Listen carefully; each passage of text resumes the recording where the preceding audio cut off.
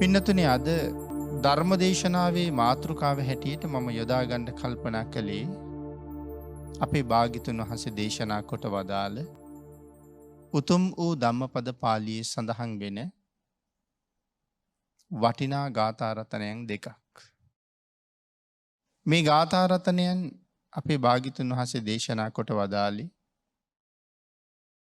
රජගහනුවර වැඩ ඉන්න කාලේ. භාග්‍යතුන් වහන්සේ මේ දේශනාව සිද්ධ කළේ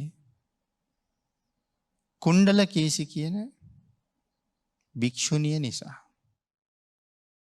අපි මේ කාරණාව ටිකක් සාකච්ඡා කරමු. භාග්‍යතුන් වහන්සේ දේශනා කරපු ගාථා රත්නයන් දෙක තමා යෝචේ ගාථා සතං භාසේ අනත්ත පද සංහිතා ඒකං අත්ත පදං සෙය්යෝ යං සුත්වා උපසම්මති. මේක තමයි පළවෙනි ගාථාව. මේ පළවෙනි ගාථාවේ තේරුම තමයි යමෙක් අර්ථ රහිත පදයෙන් යුක්ත ගාථා 100ක් කියන නමුත් අර්ථ රහිත වූ ඒ ගාථා 100ට වඩා යමක් අසා සංසිඳේද එවන් වූ එක ගාථා පදය වටින බව. අර්ථ රහිත ගාථා 100කට වඩා යමෙක් සංසිඳීමට භාජනය කරන එක පදය ඊටාම වටිනවා කියලා දේශනා කළා. දෙවෙනි ගාථා රත්නේ තමයි යෝ සහස්සං සහස්සේන සංගාමේ මානුසේ ජිනේ ඒකංච ජෙය්‍ය මත්තානං සවේ සංගාම ජුත්තමෝ. මේ ගාථා රත්නේ තේරුම තමයි යමෙක් දහසින් ගිනු මිනිසුන් දහසක් යුද්ධ භූමියකදී දිනන්නේ වේද එහෙත් ඔහු හැබැයි දිනුමක් නම් නොලබයි. යුද්ධ භූමියේ කොයි තරම් සතුරන් පරාජය කරලා දිනුවත් ඒක හැබැයි දිනුමක් නෙවෙයි කියලා සඳහන් කළා. ඒකාන්තයෙන්ම යුද දිනුවෙක් බවට පත් වෙනවා නම් තමා සතු කෙලෙස් සතුරා පරාජය කළේ කෙනෙක් පමණයි. මේක තමයි දෙවනි ගාථා රත්නේ තේරුම. මෙවන් ගාථා රත්නයන් දේශනා කළේ කවුරුන් නිසාද කියලා අපි සිහිපත් කළා. අපි ඒ කාරණාව ටිකක් සාකච්ඡා කරමු. රජගහනුවර සිටු පවුලක තරුණ දූ කුමාරිකාවක් හිටියා. ලාබාල වයසේ ඉඳලා හැදිලා වැඩිලා තරුණ වයසට එනකොට ඇය බොහෝම ලස්සන රූපයක් තිබුණ කෙනෙක්. ඉතින් තරුණ වයසේ ඇය ආරක්ෂා කරගත යුතු නිසා මව්පියෝ තමන්ගේ මාලිගාවේ උඩුමහන්තලාවේ 7 වෙනි මහලේ වගේ බොහෝම ඉහළ ඇයට වෙනමම සියලු පහසුකම් සහිත තැනක් වෙන් කරලා සියලු කටයුතු කර දීම සඳහා 16ක්ද වෙන් කරලා දීලා ඇය උඩුමහලේ තියලා තිබ්බා. එතකොට පල්ලෙහැ මාලිගාවට යන්නේ නාය ළඟපාත පාරේ යන්නේ නාය මේ නිවස දිහා බලන අයට හදිසියෙවත් ඇය දැක ගන්න අවස්ථාවක් ලැබෙන්නේ නැහැ. ඇයටත් එහෙම අය දකින්න අවස්ථාවක් නැහැ. ඒ තුලින් ඇගේ රැකවරණය තමයි මේ හදන්නේ. ඉතින් ඇයත් බොහොම සතුටින් සියලු සම්පත් තියෙන නිසා කාලය ගත කරා. දැන් වයස අවුරුදු 16ක් විතර සම්පූර්ණයි. එක දවසක් ඇය උඩුමහලේ ඉන්න වෙලාවේ ඇයට පල්ලෙහින් ඇහෙනවා ලොකු කලබලයක්. ඇය කවුළුවක් විවෘත කරලා මාර්ගයේ දිහා බැලුවා. ඒ වෙලාවේ දැක්කා රාජපුරුෂයෝ වෙනත් පුද්ගලයෙක් අත් දෙක පිටිපස්සට කරලා බැඳගෙන වදමල් කරේ දාලා මේ නගරයේ හන්දිවල ප්‍රදර්ශනය කර මේ පුද්ගලයා මරන්න ගෙනියනවා. හොරෙක් හැබැයි ඔහු දැක්ක ගමන් අර තරුණියට හිතුණා අනේ මොහු මට සැමියා කරගන්න නැත්තම් කියලා. එහෙම කල්පනා කරලා ඇය දැන් තමන්ගේ යහනට වැටිලා කිසිම කටයුත්තක් සඳහා නැගිටින්නේ නැතුව නිදාගෙන ඉන්නවා. ඉතින් මේක දැකපු අම්මා ළඟට ඇවිල්ලා අසනීපද කියලා ඇහුවා. ඒ කියනවා නෑ මට කිසි අසනීපයක් නෑ. හේතු කාරණා විමසගෙන යනකොට ඇය කියනවා දැන් අර පුද්ගලයෙක් හොරෙක් හැටියට අරගෙන ගියා සමහර වෙලාවට මරන්න. මොහු ගෙනියන්නේ දංගෙඩියට ගෙනහිල්ලා මරන්න. ඔහු මට ස්වාමියා කරලා ගෙනත් දෙන්න කියලා. ඉතින් අම්මා කියනවා දුවේ ස්වාමියෙක් ඕන නම් අපිට ගැළපෙන පවුලකින් ඔබට ගැළපෙන වයසින් සුදුසු කෙනෙක් ගෙනත් දෙන එක අපිට ඒක වැඩක් නෙමෙයි. නමුත් මේ අපරාධකාරයෙක් මංකොල්ලකාරයෙක් නමගිය හොරෙක් ඔබේ ජීවිතයටත් අනතුරක් තියෙයි. පවුල් පෙළපතට තියෙන අවනම්බුව කොච්චරද. ඉතින් ඔබට ස්වාමියෙක් හොයලා දෙනවා කියන එක අපිට බාධාවක් නෙමෙයි. නමුත් හොරෙක් ගෙනල්ලා දෙනවා කියන එක ලොකු ප්‍රශ්නයක්. ඉතින් එහෙම නෙමෙයි. කොහොම කරුණු කීවත් ඇයට මේක අවබෝධ කරවන්න බෑ. ඇයට ඔහුම තමයි අවශ්‍ය නැත්තම් තමනුත් මැරෙන්නයි හදන්නේ.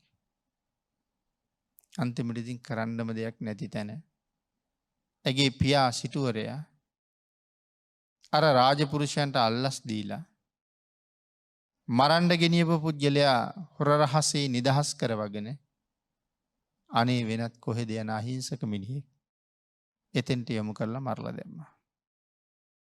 හොර රහසේම අර පුද්ගලයා මාලිගාවට ගෙන්න ගත්තා. අවශ්‍ය ඇඳුම් පැළඳුම් ආභරණ මේ සියල්ලම ඔහුට ගෙනත් දුන්නා. මාලිගාවේ අයගේ බෑනනුවන් වෙන්න සුදුසු මට්ටමට නාවලා පිරිසිදු කරලා මේ සියල්ලම කරලා දැන් දුවට සැමියා කරලා දුන්නා. දැන් දවස් කීපයක් මේ මාලිගාවේ ඔහු හිටියා. හැබැයි ඉතින් ඔහුට කිසි සතුටක් නැහැ. මොකද ඔහුට සතුට තියෙන්නේ මොනවා හරි හොරකම් කරලා කැලෑ අස්සෙන් පඳුරු අස්සෙන් දුවලා හොරාගත් එක කොහාට හරි විකුණලා කඩපිලෙන් මොනවා හරි අරගෙන අගුවකට වෙලා භුක්ති විඳලා කොහේ හරි අස්සක නිදාගෙන ඉඳලා එහෙම ජීවිතේ තමයි ඔහුට සතුට තියෙන්නේ. ඔහුට හිතෙන්නේ මෙතන නිදහස තියෙනවා කියලා. ඉතින් ඔහු අකමැත්තෙන් තමයි ඉන්නේ. ඉතින් එක දවසක් කල්පනා කළා මේ කරදරකාරී ජීවිතේ මොකක්ද? දැන් බලන්න මේ මාලිගාවේ මොන තරම් සැපයිද කියලා. නමුත් ඔහු හිතනවා මොකද්ද මේ කරදරකාරී ජීවිතේ? මේකෙන් බේරිලා යන්න ඕනේ කොහොම හරි. දැන් එතකොට බලන්නකෝ මෙච්චර තැනකට ගෙනල්ලා මෙච්චර සැප සම්පත් දීලා ඔහු කල්පනා කරන්නේ මෙතනින් යන්න ඕනේ කියලා. දැන් ඔහුත් ඇඳට වැටිලා නිදි. ඊට පස්සේ සිටු කුමාරිය ඇවිල්ලා ළඟට ගිහිල්ලා කතා කරලා අහනවා ඇයි අසනීපද? නෑ කිසි අසනීපයක් නෑ. එහෙනම් අපේ අම්මා දොස් කීවද? අපේ තාත්තා දොස් කීවද? මොකක් හරි හිත රිදිල්ලක් තියනවද? තියෙන ඕන දෙයක් මට කියන්න. මට නොකියා වෙන කාට කියන්නද ඔබ? ඇය මොහුට පුදුම ආදරයක් තියෙනවා. නිරන්තරයෙන් ඔහු සතුටු කරවන්න ඇය බොහෝම කැමතියි. ඒ නිසා සඳහන් කරනවා දවසකට කීප වතාවක් ඇය නා ගන්නවා. කීප වතාවක් නානවා. ඇඳලා ඉන්න ඇඳුම් දවසක් ඇතුළත කීප වතාවක් මාරු කරනවා. ආභරණ කීප වතාවක් වෙනත් ආභරණ පළඳිනවා. ඉතින් ඕකෙන් මේකෙන් අර පුද්ගලයා දැනගත්තා මෑයට ඇති තරම් ආභරණ තියෙනවා. මෑයට ඇති තරම් වටින වස්ත්‍ර තියෙනවා. දැන් ඔහුගේ කල්පනාව තියෙන්නේ කොහොම හරි ඇගේ ආභරණ ටිකයි වස්ත්‍ර ටිකයි හොරා ගන්න. ඒ නිසා තමයි මේ උපාය පාවිච්චි කරන්නේ. හොරාගෙන මෙතනින් යන්න. ඉතින් ඇය නොයේක් තොරතුරු අහනකොට ඇයට කියනවා නෑ ඒකක්වත් නෙමෙයි මට තියෙන ප්‍රශ්නේ. මං එදා දංගෙඩියට බෙල්ල කපන්න ගෙනියන වෙලාවේ අර හොරු හෙළන පර්වතයේ ඉන්න දේවතාවට බාරයක් වුණා. මගේ ජීවිතේ බේරලා දෙන්න කියලා.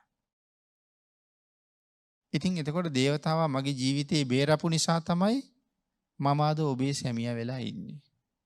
ඒ විතරක් නෙමෙයි. ඒ බාරය නිසා තමයි ඔබ වගේ සුන්දර බිරිඳක් මට ලැබුණේ. ඔහු එහෙම කියනවා. නමුත් වෙච්ච කාරණාව ඊට වඩා වෙනස් දෙයක්. දුවට ඔහු අවශ්‍ය නිසා සිටුවරයා මුදල් ගෙවලා තමයි ඔහු නිදහස් කරගත්තේ.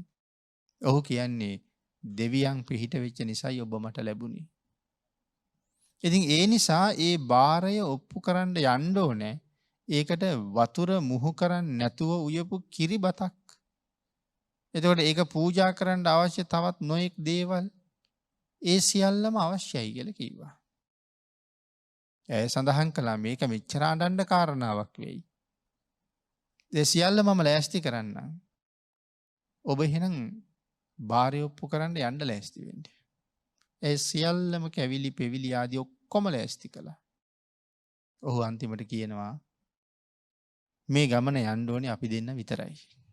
වෙන කවුරුවත් එක්ක ගිහිල්ලා බෑ. ඒ නිසා වෙන කවුරුවත් ලෑස්ති කරගන්න එපා ගමනට.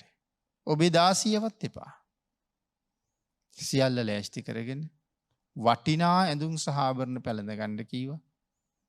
රථයක නැගලා හොරු හෙළන ගල පාමුලට ගිහිල්ලා රථය එතන නතර කරලා රථාචාර්යෝ එතන තියලා මේ දෙන්න කන්ද උඩට නැංගා. හොරු හෙළන තැනටම ගියයි කියන්නේ හොරු අල්ලගත්තාම මේ ගලෙන් පල්ලෙහාට තල්ලු කරලා මරනවා. එතන තමයි හොරු හෙළන තැන කියන්නේ. එතෙන්ටම ගියා. ගිහලා දැන් අර කාන්තාව කියනවා ස්වාමීනි ඉතින් දැන් මේ කිරි ආහාර අරගෙන පූජා කරමු කියලා. වරක් දෙවරක් තුන්වරක් කියවා ඔහු නිශ්ශබ්දයි. නැවත නැවත ඇය මතක් කරනවා මේ දානේ පූජා කරමු මේ හදාගෙන ආපු එක. අර පුජ්‍යලයා කියනවා මට පූජා කරන්න ඕනේ දානයක් මෙහෙ නෑ. මට ඕනේ නිදහස් වෙලා යන්න. ඒ නිදහස් වෙලා යන්න කලින් ඔබේ ඇඳුම් ටිකයි ආභරණ ටිකයි මට ඕනේ. මං දැන් ඔබ මරනවා. ඇයි කියනවා ස්වාමීනි මොනවා කියනවද? මගේ ඇඳුම් ආභරණ ගන්න මෙතෙන්ට එක්කෙන්න ඕනේද? මාසන්තක යම් ඇඳුමක්ද යම් ආභරණයක්ද යම් මුදලක්ද රන් රිදී මුතු මැණික්ද මොනවද තියෙන්නේ? ඒ ඔක්කොම ඔබේ මිසක් වෙන කාගේද? ඉතින් ඒකට මාව මරලා අයිති කරගන්න ඕනේ නෑනේ. කොහොමත් මම ඔබේ වෙනවත් එක්කම මාසන්තක සියල්ලමත් ඔබේ වෙලා ඉවරයි ස්වාමීනි. අය මොකටද මගේ ජීවිතේ නැති කරන්නේ? ඔහු කියනවා නෑ එහෙම බෑ. ඒ සඳහන් කළා ඉතින් මගේ ඇඳුම් ආභරණ ගන්න මාව මරන්න ඕනේ නෑනේ. මම මේ ටික ගලවලා ඔබතුමාට දෙන්නම්. මාව මරන්නේ මොකටද කියලා. ඔහු කියනවා නෑ ඔබ නොමර ගියොත් ඔබ ආපහු බැහැලා ගෙදර යනවනේ. ගෙදර ගිහිල්ලා වෙච්ච දේ කියහම උඹේ තාත්තා මාව ආපහු හොයලා මට කරදර කරයි. එහෙනම් උඹ මරන්නම ඕනේ කියලා. ඒ කල්පනා කළා දැන් මොහුගෙන් බේරෙන්න බෑනේ. ඒ කල්පනා කරනවා මටත් නුවණක් තියෙනවනේ. එහෙනම් මේක මගෙත් නුවණ පාවිච්චි කරන්න හොඳම වෙලාව කියලා. ඒ කියනවා ස්වාමීනි මට අනුකම්පා කරන්න. මගෙත් එක්ක ජීවත් වෙච්ච කාලේ ස්වාමියා හැටියට මගෙන් ඔබට වෙච්ච කිසියම් හෝ වරදක් තියෙන්න පුළුවන්. වැරදි කාර්යයක් හැටියට තනියම ජීවත් වෙන්න මං කැමති නෑ. එහෙනම් කරුණා කරලා මට ඔබට වැඳලා සමාව ගන්න ඉඩ දෙන්න පුළුවන්ද කියලා. හා කිව්වා. කැමති විදිහකට සමාව ගන්න වඳින්න කිව්වා. ඒ පළවෙනි පාර ඔහු ප්‍රදක්ෂිනා කරලා වැඳා. දෙවෙනි පාර ඔහු ප්‍රදක්ෂිනා කරලා හතර පොලකින් වැඳා. තුන්වෙනි රවුම ප්‍රදක්ෂිනා කරගෙන එන ගමන් පිටිපස්සෙන් ඔහු තල්ලු කරලා ඇරියා අර හොළු හිරන ගලෙන් පල්ලෙහාට. ඔහු ගලේ පෙරලිලා මැරිලා ගියා. නමුත් දැන් ඇයට ගෙදර යන්න හිතක් නැහැ. මේක ඇගේ උවමනාවට කරගත්ත විවාහයනේ. පල්ලෙහාට බහැලා කොහෙටවත් යන්න පුළුවන් කමක් නැහැ. ගෙදරින් ආපු රථාචාර්යෝ පල්ලෙහාට වෙලා රථේ තියාගෙන ඉන්නවා. ඒ හින්දා මේ පර්වතයේ වෙනත් පැත්තකින් බැහැලා කැලෑව දිගේම ඇවිදගෙන ගියා. ඇයට යනකොට හම්බ වුණා පරිබ්‍රාජිකාරාමයක්. ඒ පරිබ්‍රාජිකාවොත් එක්ක ඇය එකතු වුණා.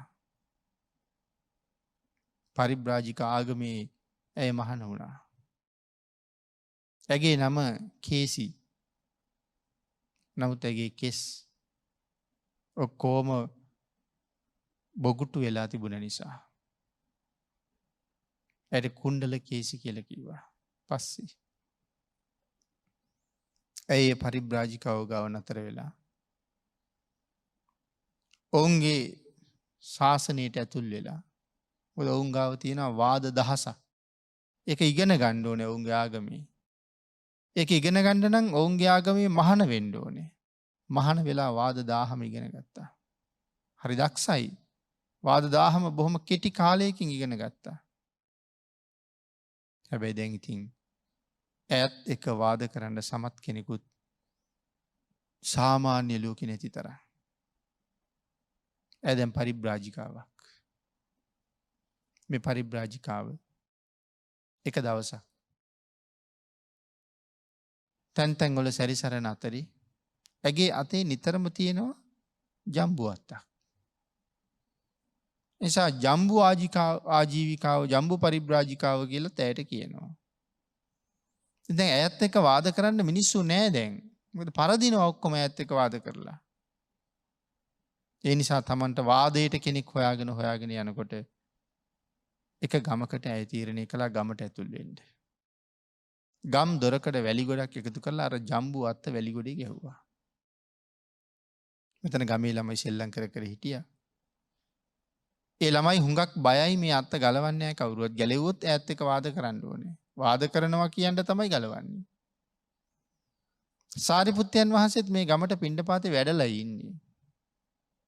ඉතින් පිඬුසිඟාගෙන සාරිපුත්තයන් වහන්සේ ගම් දොරින් එළියට එනකොට අර වැලි ගොඩේ ගහලා තියෙන අත්ත දැක්කා. ළමයි සෙල්ලම් කරනවා. ළමයිගෙන් ඇහුවා ළමයිනේ මොකද්ද මේක? මං යනකොට මේක තිබ්බෙත් නෑනේ. ස්වාමීනි මේක ජම්බු ආජීවිකාවගේ ජම්බු අත්ත. මොකද්ද මේකේ තේරුම?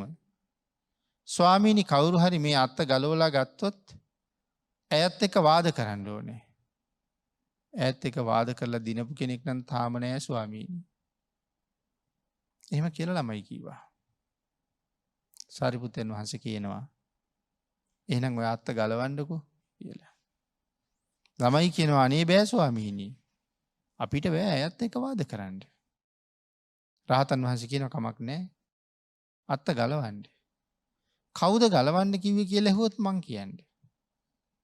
ඕගොල්ලෝ අත්ත ගලවන්න වාද කිරන එක මං කරන්නම් කියලා කිව්වා. ළමයි අත්ත ගැලෙව්වා. ටික වෙලාවකින් ඇයත් ආවා. එයිලා දැන් හොයනවා කවුද මගේ අත්ත ගැලෙව්වේ. ඊට පස්සේ ළමයිගෙන් ඇහුවා ළමයි කිව්වා අපි තමයි ගැලෙව්වේ. ආයෙන ලෑස්ති වෙන්න මාත් එක්ක දැන් වාද වලට උත්තර දෙන්න. සඳහන් කළා නෑ. අපි තනියම ගැලෙව්වා නෙමේ. සාරිපුත්තයන් වහන්සේ ගහක් මුල වැඩ ඉන්නවා. පෙන්නලා කියනවා අර අපිට අත්ත ගලවන්න කිව්ව උන්වහන්සේ. වාද කරනවා නම් උන්වහන්සේත් එක්ක කියලා. උන්වහන්සේ ගාවට ගියා. වාද කරන්න ලෑස්ති. සාරිපුත්තයන් වහන්සේ සඳහන් කළා එහෙමනම් තව ටික වෙලාවක් ඉඳලා ආරාමයට එන්න වාද කරන්න. මේ කතාව මුළු නගරේ පුරාම පැතිරලා ගියා. නගරේ මිනිස්සු කල්පනා කළා පඬිතුයෝ අද වාද කරනවා යම් වාදේ බලන්න කියලා දාස් ගණන් රැස් වෙන්න ගත්තා. ජම්බු ආජීවිකාවත් ගිහිල්ලා වාඩි වුණා. සාරිපුත්තයන් වහන්සේත් උන්වහන්සේගේ ආසනේ වාඩි වුණා. දැන් ඇය මුලපුරු වාදයට ඇය ඉගෙනගෙන තියෙන වාද 1000ම සරියුත් මහරහතන් වහන්සේගෙන් ඇහුවා. ඇය අහන ප්‍රශ්න 18ම සාරිපුත්තයන් වහන්සේ පැකිලෙන්නේ නැතුව උත්තර දුන්නා. ඇයට එතනින් එහාට අහන්න වාද නැහැ. ඇය 1000යි ඉගෙනගෙන තියෙන්නේ. කවුරුවත් මේ 1000ට උත්තර දීගෙන එන්නේ නැහැ නේ ඇයත් එක්ක. ඉතින් ඇයට දැන් උත්තර නැහැ. ඇයට දැන් අහන්න දෙයක් නැහැ. සාරිපුත්තයන් වහන්සේ ඇගෙන් අහනවා නැගණිය. ඔබ මගෙන් මෙච්චර පැනයන් ප්‍රමාණයක් ඇහුවා. මම එකක් ඔබෙන් අහන්නද කියලා ඇහුවා. කමක් නෑ අහන්න කියලා කිව්වා. සාරිපුත්තයන් වහන්සේ අහනවා නැගණිය එකක් නම් මොකද්ද කියලා. ඇයට මොනවා හිතෙන්නේ නැද්ද? කවුද මේ ප්‍රශ්නේ ඉස්සරළම ඇහුවේ? අහලා තියෙනව නේද? බුදුරජාණන් වහන්සේ මේක අහන්නේ කාගෙන්ද? 7 අවුරුදු වයසේ සාමණේරයන් වහන්සේගෙන්. මොන සාමණේරද? සෝපාකයන් වහන්සේ. උන්වහන්සේගෙන් තමයි අහන්නේ එකක් නම් මොකද්ද කියලා. අහපු ගමන් උත්තර දෙනවා. අපෙන් ඇහුවොත් පුළුවන් වෙයිද? උත්තර දෙන්න නැතිව හිතා ගන්නවත් බෑ අපිට. ආජීවිකාවටත් ඒකම තමයි දැන් වෙලා තියෙන්නේ. නංගියේ එකක් නම් මොකද්ද? ඇබින් බලාගෙන. ඇත්තරම මොකද්ද එකක් නම්? ඒක නාමකින් බුදුරජාණන් වහන්සේ අහනවා සෝපාකයන් වහන්සේගෙන් ඒක නාමකින්. එකක් නම් මොකද්ද සෝපාක? අහලා ඉවරෙන් උත්තරේ දෙනවා සබ්බේ සත්තා ආහාරට්ටිතිකා. මේ ලෝකේ ජීවත් වෙන සියලුම සත්වයන්ට පැවැත්ම උදෙසා ආහාර අවශ්‍යයි. ලෝකේ අංක එක ආහාර. ද්වේ නාමකින් නාමංච රූපංච තීනි නාමකින් තිස්සෝ වේදනා චත්තාරි නාමකින් චත්තාරි අරිය සත්‍යානි.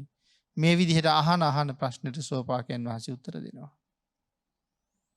එhmenan නමුත් කුණ්ඩලකේශයට බැරි වුණා එකක් නම් මොකද්ද කියලා අහනකොට ඒකට උත්තර දෙන්න. ඒ කියනවා ස්වාමීනි මේක කිනම් වාදයක්ද?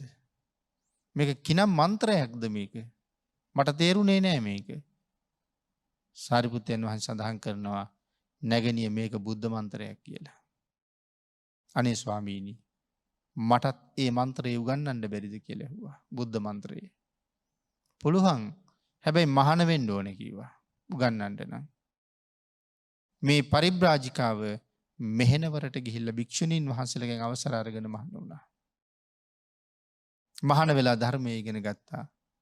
කුණ්ඩලකේශි නතර වුණේ රහත් වෙලා. බුද්ධ මන්ත්‍රයේ ප්‍රතිඵල. ආන් ඒ කරුණ අරමුණු කරගෙන තමයි අපේ බුදුරජාණන් වහන්සේ අර ගාථා රත්නයන් දෙක දේශනා කළේ. මොකද භික්ෂුන් වහන්සේලා කතා කළා ස්වාමීනි මේ වාගේ සුළු බණපද කීපයක් අහලා ඇයට පුළුවන් වුණාද රහත් වෙන්න? ඒ වෙලාවේ තමයි භාග්‍යතුන් වහන්සේ දේශනා කළේ මහණෙනි මගේ ධර්මය දීර්ඝ දේශනාවක් කිය කෙටි දේශනාවක් කිය එහෙම කාරණාවක් නැහැ. එක බණ පදයේ ඇති පුද්ගලයා වෙනස් කරන්න. අංගේ නිසා සඳහන් කළා යෝචේ ගාථා සතං භාසේ අනත්ත පද සංහිතා ඒකං ගාථා පදං සෙය්‍යෝ යං සුත්වා උපසම්මති. අර්ථ රහිත ගාථා දහසක් අහනවට වඩා නැත්නම් ගාථා 100ක් අහනවට වඩා යෝචේ ගාථා සතං භාසේ ඒ කියන්නේ අර්ථ රහිත අනර්ථ පදයෙන් යුක්ත ගාථා 100ක් අහනවට වඩා අර්ථයෙන් යුක්ත එක පදයක් අහන එක වටිනවා. ඒතර මොනවද මේ අර්ථ රහිත ගාථා? මිනිස්සු නිකන් තැන් වල එකතු වෙලා කතා කරන අල්ලාප සල්ලාප. අපි ඒවට මොනවද කියන්නේ? සම්පප්‍රලාප කියලා. මටත් වැඩක් නැති ඔබටත් වැඩක් නැති ඔහේ කාලිකා දමමින් කියවන දේවල්. එලවට වැඩකුත් නැහැ මෙලවට වැඩකුත් නැහැ. ඒවට කියනවා සම්පප්‍රලාප කියලා. ඉතින් කවදාවත් සම්පප්‍රලාප අහලා කාටවත් පුළුවන් ද සංසාරේ කෙරවල කරන්න? එතකොට අපි අහන ගීත සමහරවල් ජීවිතේ ඕන තරම් ගීත අහලා ඇති. ලැබුණද යහපත? මොකද්ද වෙච්ච යහපත කියලා හිතන්නකෝ ගීත අහලා. අයහපතක් උනේ නැද්ද? යහපතක් වෙලා නැහැ. හැබැයි අයහපතක් වෙලා තියෙනවා. මොකද්ද වෙච්ච අයහපත ගීත ඇහුවා කියලා? ගීතයක් අහනකොට රාගය ඇති වෙනවා. ගීතයක් අහනකොට ද්වේෂය ඇති වෙනවා. ගීතයක් අහනකොට මෝහය ඇති වෙනවා.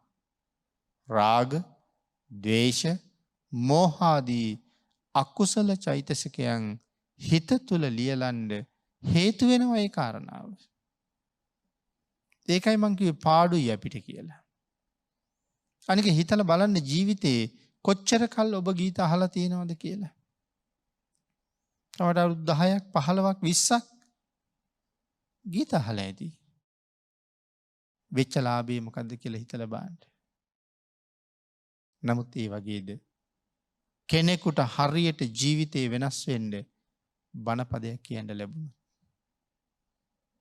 එක බණ පදයේ ඇති නොමිනිහා මිනිහා බවට පත් කරන්න. එක බණ පදයේ ඇති මහ පව්කාරයෙක් මැරිලා නිරේට යන්න ඉන්න කෙනෙක් සුගතියට යොමු කරන්න. එක බණ පදයේ ඇති සංසාර ගමන කෙරවල කරවන්න. අන් ඒකයි සඳහන් කළේ ඒකං ගාථා පදං සෙය්‍යෝ යං සුත්වා උපසම්මති. අර්ථ රහිත පද දහසක් කතා කරනවට වඩා අර්ථ රහිත එක පදේ සත්‍යය නිමනවා කියලා. එවන් පදයයි වටින්නේ. දහම් පදයයි වටින්නේ. අන් ඒ නිසයි සඳහන් කළේ මෙතන ලෝභය නැත්නම් අලෝභය, මෛත්‍රිය, මනාසිහිය, එකඟ බව යන මේ දහම් පද අතුරෙහි එකම දහම් පදයක් වුවද ඊතා උතුම්. අලෝභය, මෛත්‍රිය, සිහිය, එකඟ බව මේ කියන දේවල් වල එක පදයක් ඇති කියනවා ජීවිතේ වෙනස් කරන්න. මොකද්ද සිහිය කියලා කියන්නේ? අපි ඒකට කියනවා යෝනිසෝ මනසිකාරය කියලා. එළඹ සිටි සිහිය හැම මොහොතේම බලාගෙන ඉන්නේ මේ හිතට අකුසල් එනවද? අකුසල් ක්‍රියාත්මක වෙනවද? කොයි වගේද එළඹ සිටි සිහිය හරියට දොරටු පාලෙක් වගේ. ඇයි එහෙම කියන්නේ? මේ හිතට එන අරමුණු දිහා හොඳට බලාගෙන ඉන්නවා. මේ ආවේ රාගසිත. මේ දැන් එන්නේ ද්වේෂසිත. මේ ආවේ මෝහසිත. මේ අය ඇතුලේ පැලවුණොත් මටම පාඩුයි. රාගසිත ඉවත් කරලා, ද්වේෂසිත ඉවත් කරලා, මෝහසිත ඉවත් කරලා හිත පිරිසිදු කරගන්නවා සිහිය ප්‍රඥාව සහිතව ඉන්න පුද්ගලයා. එහෙම අවබෝධයක් නැති කෙනා දහවල් කාලේ පාරේ යනකොට දැකපු රූපයක් ඒ සම්බන්ධයෙන් රාගයෙන් මත් වෙලා සමහරලාට වහ වහ බලාගෙන ඉන්නේ. අනික් සියලු කටයුතු පසෙකලා අද බොහොම කල්තියෙන් ඇඳට වැටිලා අර දැකපු රූපය ගැන කල්පනා කර කර මේ රාගයෙන් තෙත් වෙලා නිදා ගන්නයි ඔහුගේ කල්පනාව. නින්ද යනකම්ම ඒ ගැන නොඑක් සිහිනමවනවා. ඒ කියන්නේ නින්ද යනකම්ම අකුසල් ගොඩකින් ඔහු වැහෙනවා කියන එකයි. ලාභයක්ද වෙලා තියෙන්නේ. මහ පුදුම පාඩුවක් නේ වෙලා තියෙන්නේ. අකුසල් ගොඩක් පිරීලානේ. නමුත් බුදු ගුණයක් කිය නිදාගත්තා නම් මොන තරම්නම් සනීපද? කායික මානසික සුවයට කොච්චර වටිනවද? එහෙම සුවයක් දැනෙනවා වගේම බුදු ගුණයක් සජ්ජායනා කර කර ඉන්න එක මොන තරම් සසරට මහත් කුසල් සමුදායක් එකතු කරනවද? ඒ නිසා අර්ථ රහිත පද 100කට වඩා අර්ථයෙන් යුක්ත එක පදේ වටිනවා. භාග්‍යතුන් වහන්සේ දේශනා කරනවා මහණෙනි, සාරිපුත්තයන්ගේ එක වචනය කුණ්ඩලකේසි රහතන් වහන්සේ නමක් බවට පත් කරන්න හේතු වුණා කියලා. මොකද්ද වචනය? එකක් නම් මොකද්ද? ඒ වචනේ නිසා තමයි කුණ්ඩලකේසි රහතන් වහන්සේ කෙනෙක් වෙන්නේ. ඒකයි සඳහන් කළේ අර්ථ සහිත එක පදය වටිනවා මෙන්න මේ තරමට කියලා. දෙවනි ගාථාවෙන් සඳහන් කළේ යෝ සහස්සං සහස්සේන සංගාමේ මානුසේ ජිනේ ඒකංච ජෙය්‍ය මත්තානං සවි සංගාම යුත්තමෝ. මොකද්ද මේ සඳහන් කරන්නේ? යෝ සහස්සං සහස්සේන සංගාමේ මානුසේ ජිනේ යමි. මේ සංග්‍රාමය නැත්නම් යුද්ධ භූමිය යුද්ධයට ඇවිල්ලා ඉන්න හතුරු පිරිස දහස් ගාණක් මරන්න පුළුවන් ඔහුට. බල සම්පන්න යෝධයෙක් කොච්චර මරණවද කියලා තමන්වත් දන්නේ නැහැ. ඒ නිසා දහස් ගණන් මරලා ඔහු වීරයෙක් වෙන්නේ නැද්ද? ඒ සියලුම සතුරන් ඝාතනය කරලා තමන් බේරිලා රටත් බේරලා ඔහු හැබැවින්ම වීරයෙක්. නමුත් මේ ගාථාවේ සඳහන් කරන්නේ එහෙම නෙමෙයි. ඔහු සතුරන් සිය ගණනක් මරලා වීරයෙක් බවට පත් වුණත් ඔහු බාහිර වීරයෙක් විතරයි. ඔහුට පරාදයි හතුරන් 100,000 ගාණක්. ඔහු කාටද පරාද? ඔහුට සතුරන් 100 ගාණක් පරාදයි. එතකොට මොහු කාටද පරාද? අපි සාමාන්‍ය ජීවිතේ නොඑක් වීරයෝ ගැන අහන්නේ නැද්ද? ඕන තරම් වීරයෝ ගැන අපි අහලා තියෙනවා. හැබැයි ඒගොල්ලෝ හැබෑම වීරයෝද? මං කියන්නේ මේ විශ්ව ධාතුවේ පහළ වෙච්ච අති ශ්‍රේෂ්ඨ උත්තම මානුෂික රතනය, ඒ මානුෂික රතනයට තමයි කියන්නේ සම්මා සම්බුද්ධ කියලා. මිනිසුන් අතර පහළ වෙච්ච මිනිසාගේ අග්‍රඵලය සම්මා සම්බුද්ධත්වයේ. නමුත් මිනිසුන් අතර එවන් උතුම් බුදුවරු පහළ වෙන්නේ අතිශයින්ම කලාතුරකින්. එහෙමනම් සතුරන් දහසක් මරලා වීරයෙක් බවට පත්වෙච්ච යම් වීරයෙක් වෙද්ද ඔහු තාම පරාදයි. කාටද? තමන්ට පරාදයි. බාහිර හතුරෝ දාස් ගාණක් මරපු ඔහු තාම ඔහුට පරාදයිනේ. තමන් තුල පරාදයි. නමුත් තමන් තුලින්ම දිනුවනම් අන්න ඔහු තමයි මේ ලෝකේ හැබෑම වීරයා. බාහිර හතුරු දිනපු කෙනා නෙමෙයි වීරයා, අභ්‍යන්තර සතුර ජයගත්ත කෙනා. සතුරන් දහස් ගාණක් මරලා දිනපු අය ඒ ඇයට තාම බැරි වුණානේ ප්‍රාණඝාතය නතර කරන්න. අදත්තා දානේ නතර කරන්න. කාම මිත්‍යාචාරය නතර කරන්න. අනුන් රවට්ටන බොරු කියන එක නවත්තන්න. රාරක්කු බොන එක නවත්තන්න ඒ ඇයට පුළුවන් වෙලාද? ඒ කියන්නේ ඔවුන් තාම පරාදයි නේද? කාටද පරාද? තමන් තුල තමන්ට පරාදයි. එවන් අයටද මේ ලෝකේ වීරයෝ කියලා අපි කියන්නේ. ඒගොල්ලොත් එක්තරා වීර පිරිසක් තමයි. නමුත් ඉතින් වැඩක් නෑ. වීරයෙක් නම් කාටවත් පරාද නැති කෙනෙක් වෙන්න ඕනේ. අන්න ඒකයි මම සඳහන් කළේ මේ විශ්ව ධාතුවේ පහළ වෙච්ච සුවිශේෂීම වීර පුද්ගලයා තමයි ලෞතර බුදුරජාණන් වහන්සේ. කොච්චර දේවල් අත්හැරියද වීරයෙක් වෙන්න? මේ විශ්ව ධාතුවේ එදා මෙදා තුර පහළ වෙන ශ්‍රේෂ්ඨතම බිරිඳ අත්හැරියා. යශෝදරා දේවීන් වහන්සේ වගේ බිරිඳ මහා මායා දේවිය විතරයි ඊට උඩින් ඉන්නේ. මහා මායා දේවීන් වහන්සේ ඇරුණහම යශෝදරාව රූපයෙන් ඉක්මවන්න සමත් කිසිම කෙනෙක් නැහැ. ඒ තරම් සුන්දර බිරිඳක් අත්හැරියා. තමන් නිසාම ඉපදිච්ච තමන්ගේම පුතා ඉපදුන දවසේම අත්හැරියා. දවස් 7කින් ලැබෙන්න තිබිච්ච චක්‍රවර්ති රාජ්‍ය අත්හැරියා. ඒ සියල්ලම අත්හැරලා මේ යන්නේ කවුරු දිනන්නද? මේ යන්නේ තමන් දිනන්න. තමන් දිනන්න ගිය ගමනේ මොන තරම්නම් දුක් විඳද? ඒ විඳපු දුකත් සීමාවක් නැහැනේ. 6 අවුරුද්දක් ආහාර පාන වර්ජනය කරලා කරපු කැපකිරීම සාමාන්‍ය පෘථග්ජනයෙකුට කරන්න බැරි කැපකිරීමක් නේ. සුළුපටු කැපකිරීමක්ද? බඩ අත ගන්නකොට කොන්ද අහු වෙනවා.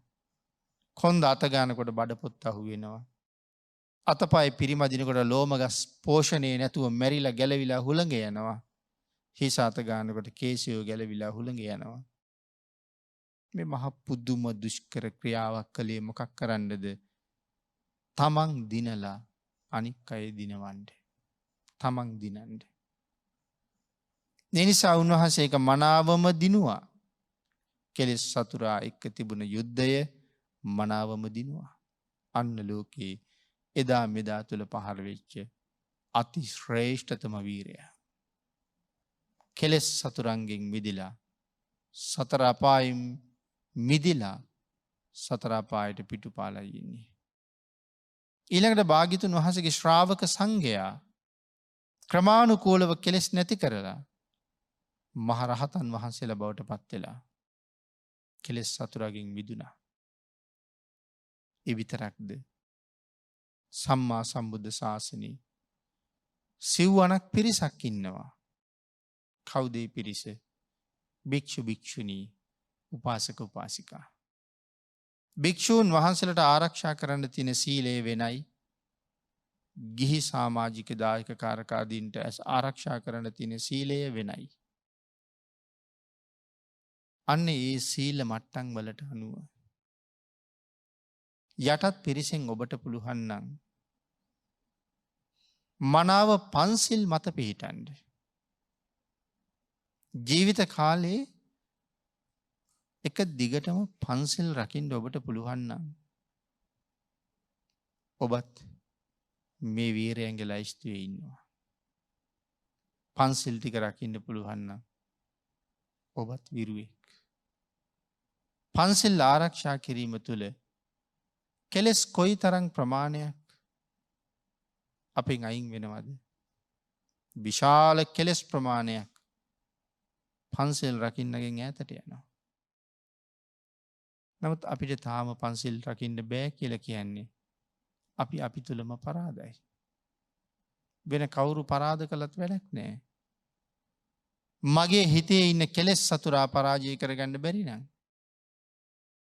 අන් ඒකයි භාග්‍යතුන් වහන්සේ මේ දේශනා කළේ නියම සංග්‍රාමයේ දිනන කෙනා තමයි සතර අපායේ දිනපු කෙනා. සංග්‍රාම ජිත් සඳහන් කරනවා ඔවුන් අතරෙහි ප්‍රධාන වූයේ සංග්‍රාම යුත්තමය. මොකද්ද මේ කියන්නේ?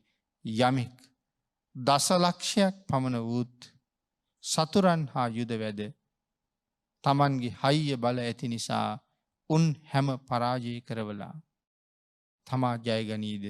එහෙත් ඒක උතුම් ජයක් නම් නොවේ. යමෙක් කමටහන් වඩා කෙලෙස් සතුරන් නසා ජයගන්නේද? ඒ ජය උතුම් මෙතෙමේම සටන් බිම ජයගන්නෙකු වහා හැම අතින් ශ්‍රේෂ්ඨයි. තමන්ම සටන් බිම ජයගත්තනම් ඒක වඩා ශ්‍රේෂ්ඨයි කියලා කියන්නේ. කවුද සටන් බිම ජයගන්න නැති කරන්න ඕනේ? කෙලෙස් සතුරා. එහෙනම් අපි ගාව දැඩිසේ කෙලෙස් ක්‍රියාත්මක වෙන හින්දා තමයි අපි තාම කෙලෙස් වලට යටත් නිසා තමයි පන්සිල් උල්ලංඝනය කරන්න වෙන්නේ. ඒ කෙලෙසයක් මේක කරන්නේ.